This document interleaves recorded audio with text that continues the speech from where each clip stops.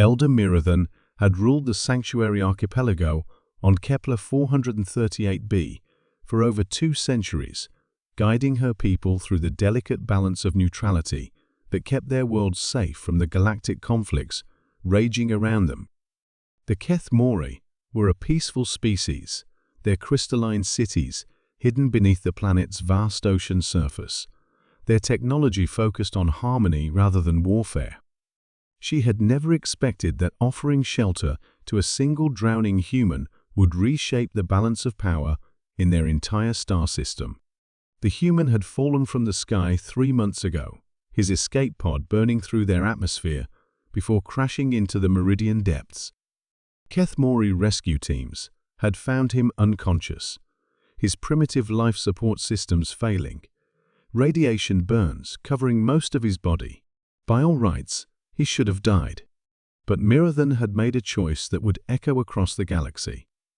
"Bring him to the healing chambers," she had commanded, despite the protests of her council. "We do not turn away those who seek sanctuary, regardless of their species." The human Lieutenant Commander Jake Morrison of the Earth Colonial Navy had been the sole survivor of the ECN Defiance, destroyed during a desperate rearguard action against hegemony raiders. His ship had held the line long enough for a convoy of civilian transports to escape, but at the cost of 237 crew members and one of Earth's most advanced cruisers. Morrison recovered slowly, his crude human physiology struggling with injuries that would have been minor to most spacefaring species. But as he healed, he shared stories of his world, a blue planet where courage and loyalty were valued above all else, where humans would travel impossible distances to protect those who had shown them kindness. "My people have a saying," Morrison told Miradan as they walked through the crystal gardens of her palace. "We never forget our friends, and we never forgive our enemies." Miradan had smiled at what she assumed was typical human bravado. Her people had remained neutral for millennia precisely because they understood that making powerful friends also meant making powerful enemies. She learned the true meaning of Morrison's words when the hegemony arrived. The invasion fleet dropped out of hyperspace without warning, 300 warships, led by the dreadnought Inevitable Conquest. Admiral Ziegthor, the hegemony's most successful conqueror, transmitted his demands with the casual arrogance of someone who had never faced serious resistance. "People of Kepler 438b," the Admiral's message began. "You harbor a human war criminal. Surrender, Lieutenant Commander Morrison, and submit to hegemony authority, or watch your world burn." Elder Miradan stood in her council chambers, surrounded by the panicked voices of advisors who urged immediate surrender. The Keth Mori had no military to speak of. Their entire defense fleet consisted of 3 patrol boats and a handful of research vessels. Against the hegemony's war machine, they were helpless. "We could hand him over," Council Member Preshtal suggested quietly. "One life against billions." "No," Miradan said firmly. "We gave our word. We offered sanctuary, and sanctuary means protection from all threats." Before the Council could respond, their communications array activated with an incoming message on a frequency that made their quantum receivers nearly overload with raw power. The signal was broadcasting from multiple points throughout the system simultaneously, a feat of coordination that suggested a level of technology far beyond anything the Keth Mori had imagined. "This is Admiral Sarah Chen of the Terran Federation Navy, commanding the Seoul Defense Fleet." The transmission began. "We are responding to a priority alpha protection request filed 3 months ago by one of our officers." Elder Miradan stared at the holographic projection that materialized before her, a human woman whose uniform bore insignia that spoke of vast authority and unlimited resources. Behind her, the tactical display showed something that made Miradan's breath catch in her throat. The humans hadn't sent a single ship, or even a small fleet.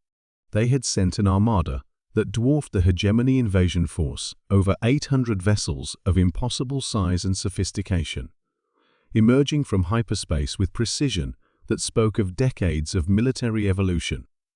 Lieutenant Commander Morrison filed a formal protection request for the sovereign world of Kepler 438b. Admiral Chen continued, citing the Terran Federation Protection Act of 2381. Any hostile action against this world or its inhabitants will be considered an act of war against Earth and all her colonies. The hegemony fleet, which had arrived expecting easy conquest, found itself suddenly outnumbered and outgunned by ships that radiated power signatures beyond their understanding. The human dreadnoughts alone were larger than hegemony battlecruisers, and their escorts moved with a fluid precision that suggested AI coordination of unimaginable sophistication. Admiral Zeke Thor, veteran of 100 successful invasions, found himself facing the one scenario hegemony commanders feared above all others: confrontation with humanity's full military might. Admiral Chen, Zeke Thor transmitted, his tone carefully diplomatic. The hegemony has legitimate claims to the human criminal you're protecting. The only legitimate claim here, Chen replied coldly, is Kepler 438b's sovereign right to offer sanctuary to whomever they choose. You have 60 seconds to begin withdrawing from this system before we interpret your presence as hostile intent. What followed was the shortest diplomatic crisis in galactic history. The hegemony, despite their reputation for ruthless expansion, were not suicidal. Facing a human fleet that could have conquered half their empire, they chose discretion over valor. The hegemony withdrawal was so rapid that several ships suffered minor damage from hasty hyperspace jumps. But Admiral Chen wasn't finished. "Elder Mirathon," she said, addressing the Kethmori leader directly, "the Terran Federation formally recognizes your world as a protected sovereignty under our Mutual Defense Treaty. We'll be establishing a permanent monitoring station in your outer system to ensure this kind of misunderstanding doesn't happen again." "Treaty?" Mirathon asked, bewildered. "We never signed a treaty." Morrison stepped forward, his expression embarrassed but determined. "Elder, when you offered me sanctuary, I filed a standard protection request with Earth Command. It's automatic procedure for any human rescued by a non-hostile species. I probably should have mentioned that." Admiral Chen smiled. Lieutenant Commander Morrison's report described a species that risked their neutrality to save a single human life. The Federation Council voted unanimously to extend full protection to your world. "We take care of our friends, Elder Mirathon." Within days, human engineers arrived to upgrade Kethmori defensive systems, not to militarize their society, but to ensure their continued independence.